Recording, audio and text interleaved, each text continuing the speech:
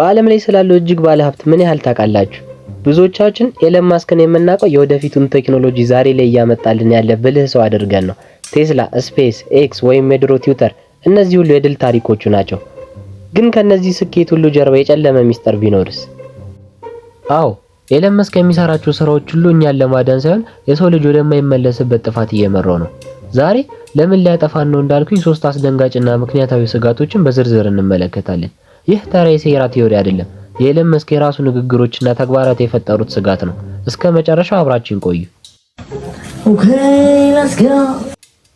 አንደኛ፣ የልጅነት ጠባሳና የሂሮ ኮምፕሌክስ።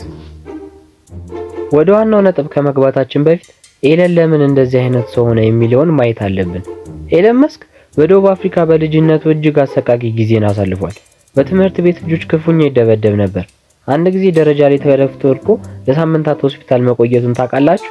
ይህ ህመምና ብቸኝነት በውስጡ እኔ ብቻዬን ዓለምን ማዳን አለብኝ የሚል ስሜት ፈጥሮበታል። ይህ ሂሮ ኮምፕሌክስ ወይም እኔ ብቻ ነኝ አዳኙ የሚለው ስሜት ግን አደገኛ ነው። ምክንያቱም አዳኝ ነኝ የሚል ሰው ዓላማውን ለማሳካት ማንኛውም መስዋዕትነት ሊከፍል ይችላል።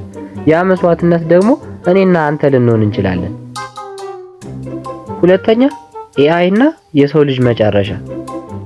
ኤለን መስክ አርቲፊሻል ኢንተለጀንስ ከኒውክሌር ቦምብ በላይ አደገኛ ነው ሲል ደጋግሞ አስጠንቅቋል። የዲጂታል አምላክ ወይም ዲጂታል ጎድ እየፈጠረን ነው ይላል። Extremely important. I think the danger of AI is much greater than the danger of nuclear warheads by a lot. ነገር ግን የሚገርመው ጀለስ ራሱ የዚህ አምላክ ግንባር ቀደም ሰሪ መሆኑ ነው።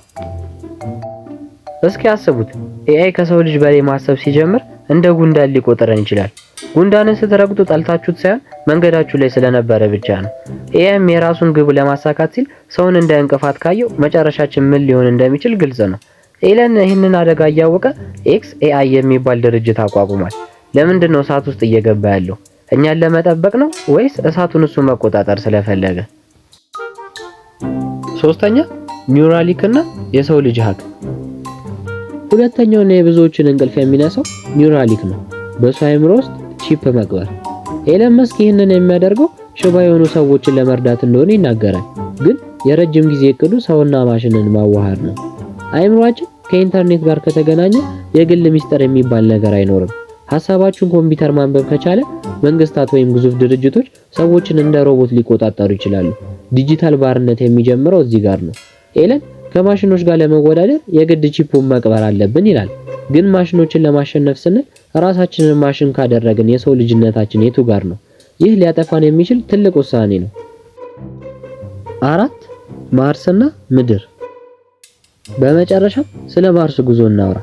ኤለን መስክ ፕላኔት ቢ ወይም ሌላ መኖሪያ ፕላኔት ያስፈልገናል ይላል። ምክንያቱ ደግሞ መሬት ላይ ትልቅ አደጋ ለምሳሌ 3ኛው የዓለም ጦርነት ወይም አስትሮይድ ቢከሰት የሰው ልጅ ዘር እንዳይጠፋ ባካፕ ያስፈልገዋል ብሎ ያምናል። ነገር ግን ትልቁ ስጋት እዚህ ጋር ነው። ኤለን መስክ መሬትን ትተን እንድንሄድ በመስበክ አሁን ያለንባትን ዓለም እንድንተዋትና እንድንበክላት እያደረገን ነው። ማርስ ላይ መኖር የሚችሉት ጥቂት ቢሊዮነሮች ብቻ ነው። እኛ ተራው ሕዝብ በጠፋች ምድር ላይ ስንቀር ኤለን እና ጀለሶቹ ወደ ማርስ ይበራሉ። ይህ እቅድ የሰው ልጅ ከመጠበቅ ይልቅ ሰውን በሁለት ከፍሎ ሊያጠፋ ይችላል። ኤለን መስክን እንደ አዳኝ ማየት ወይም እንደ አጥፊ መቁጠር ለእናንተ ተዋዋለሁ። እሱ ግን አንድ ነገር እርግጠኛ ነው፣ ዓለም በዚሁ ከቀጠለች መጥፋቱ አይቀርም ይላል። የእሱ መፍትሄዎች ግን ከጥፋቱ የከፉ ናቸው ወይ የሚለውን ጊዜ ይመልሰዋል። እናንተ ምን ታስባላችሁ? ኤለን መስክ የሰው ልጅ ብቸኛው ተስፋ ነው ወይስ ወደ ጥፋት እየመራን ያለ ማድ ሳይንቲስት? ሐሳባችሁን ኮሜንት ላይ ጻፉልኝ። ቪዲዮን ከወደዳችሁት ላይክ አድርጉት። እንደዚህ አይነት ታሪኮችን ለማግኘት ሰብስክራይብ ማድረጋችሁን እንዳትረሱ። በቀጣይ ቪዲዮ እስክንገናኝ ሰላም ቆዩ።